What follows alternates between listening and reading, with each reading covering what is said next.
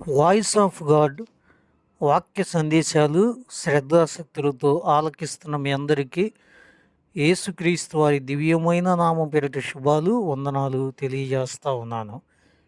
మన తండ్రి అయిన దేవుని నుండి ప్రభు అయిన యేసుక్రీస్తు నుండి కృపయు సమాధానం మీకు కలుగునుగాక. ఆమేన్. ధ్యాన వాక్యము కొరింథీయులకు రాసిన 2వ పత్రిక 12వ అధ్యాయం 10వ వచనము. నేనెప్పుడు బలహీనుడనో అప్పుడే బలవంతుడను. ప్రార్థించుకుందాం. మిక్కిలి కనికరం కలిగిన మా దేవ, ప్రేమించి ఇచ్చిన ఈ ధ్యాన సమయాన్ని బట్టి మీకే స్తుతులు మా తండ్రి. కృపతో మరోసారి మమ్మలను నీ లేఖనాల ద్వారా బలపరిచి దీవించమని యేసయ్య దివ్యనామం పేరిట అడుగుతున్నాము తండ్రి. ఆమేన్. వాక్య సందేశము రెవరెండ్ డి. వరకుమార్. ప్రియమైన దేవుని బిడ్డలారా, దేవుని వలన బలము నొందేటువంటి విశ్వాసులు ఎలాంటి జీవితాన్ని జీవిస్తారో అన్న విషయాలు దైవలేఖనాల్లో ధ్యానించుకోవడం జరిగింది. బాకా లోయలలో కూడా ఆశీర్వాదాల అనుభవాలు పొందుకుంటూ ముందుకెళ్తారని, నేనేమీ చేయలేను కానీ సమస్తము ఆయన్ను బట్టి చేయగలను అనే ఆధ్యాత్మిక ఔన్నత్యపు స్థితిలోనికి వస్తారన్న విషయాలు దైవ లేఖనాలలో మనం ఇప్పటికే ధ్యానించుకోవడం జరిగింది. ఈవేళ దేవుడు తన మార్గంలో నడిచేటువంటి బిడ్డలను ఏ పరిస్థితుల్లో తన బలాన్ని ఇచ్చి నడిపిస్తాడు అన్న విషయాలు మనం ధ్యానించుకుందాం. ధ్యానాంశం: దేవుడు ఎప్పుడు బలపరుస్తాడు. పరిశుద్ధ లేఖనమందు నేనెప్పుడు బలహీనుడునో అప్పుడే బలవంతుడును అన్న లేఖనాన్ని మనం చదువుకోవటం జరిగింది. బలహీనత అనేటువంటి మాట గమనిస్తే గనక దేవుని నిమిత్తమై జీవిస్తున్నప్పుడు తనకు కలిగేటువంటి నిందలు, ఇబ్బందులు, హింసలు, ఉపద్రవాలు అన్న విషయాలు ఈ లేఖనమందు ప్రస్తావించబడ్డాయి. వాస్తవానికి ఇవన్నీ వ్యక్తిని కృంగదీయాల్సినటువంటి విషయాలే.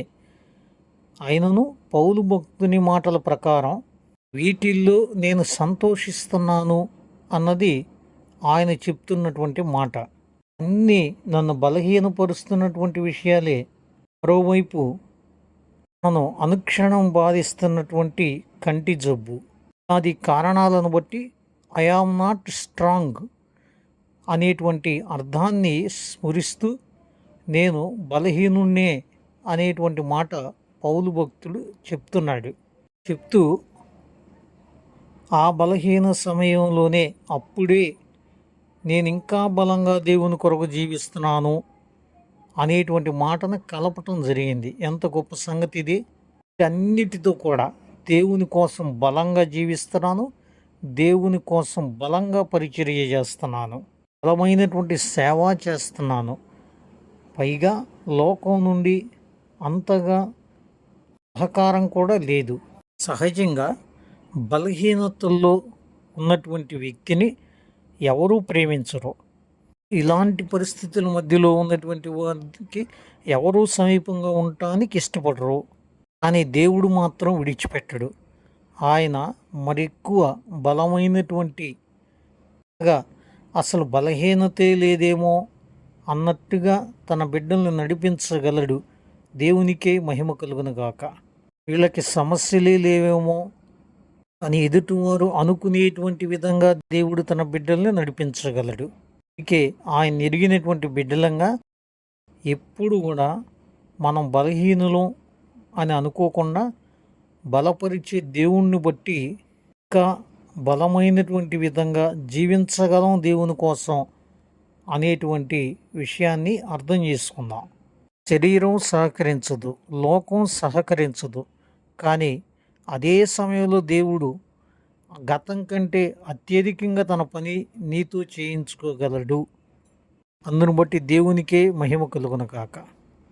యెషయా గ్రంథం 40వ అధ్యాయం 29వ వచనం ప్రకారం దేవుని కొరకు ఎదురు చూచువారు ఎలాంటి జీవితాన్ని జీవిస్తారో దైవలేఖనాలను బట్టి గమనించగలం.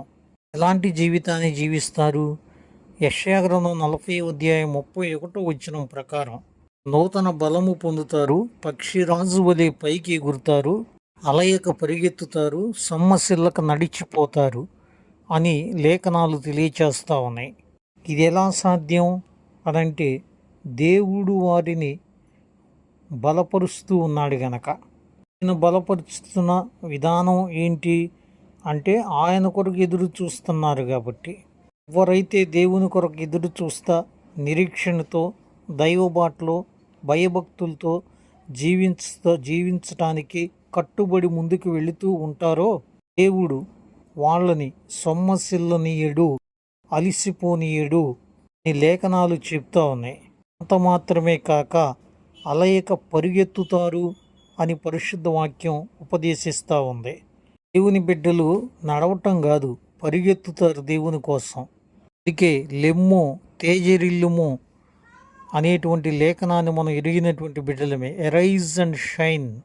ఇప్పుడు చదువుకున్న లేఖనంలో దేవుని కోసం పరిగెత్తు, అలిసిపోకుండా ఆ శక్తిని ఇవ్వటానికి ఆయన ఇప్పుడు సంసిద్ధుడే. ప్రియమైన దేవుని బిడ్డలారా, ఆలకించిన పరిశుద్ధ లేఖనాలను బట్టి నేను బలహీనుణ్ణి అన్నది ఎంత వాస్తవమో, నన్ను బలపరిచే దేవుడున్నాడు అనేటువంటిది అంతకంటే గొప్ప సత్యం. దేవుణ్ణి బట్టి బలహీనతల్లోనే మనం ఉండిపోకుండా ఆయననే ఆశ్రయించి ఆయన వలన బలము నొందుచు గతం కంటే మరెక్కువ శక్తివంతంగా మన బలహీనతల సమయంలో కూడా దేవుని కొరకు జీవిద్దాం.